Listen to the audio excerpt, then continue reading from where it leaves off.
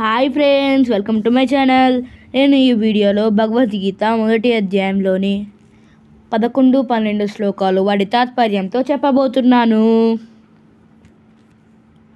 ఇప్పుడు 11వ శ్లోకం.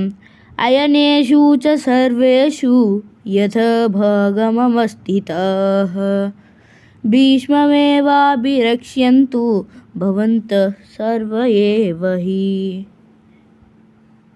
ఇప్పుడు 12వ శ్లోకం. తస్య సంజనం హర్షాం కురు వృద్ధః పితామహ సింహనాదం వినత్నోచ్చైః శంఖం దద్మౌ ప్రతాపవాన్.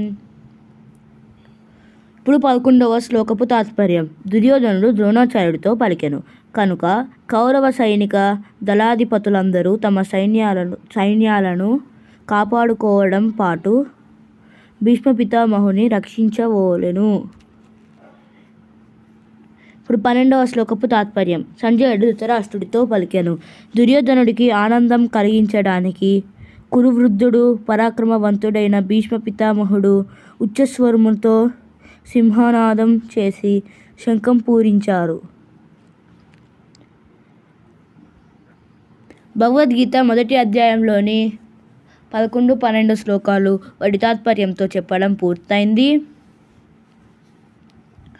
మీకు ఈ వీడియో నచ్చితే please like, share and subscribe. Thank you for watching.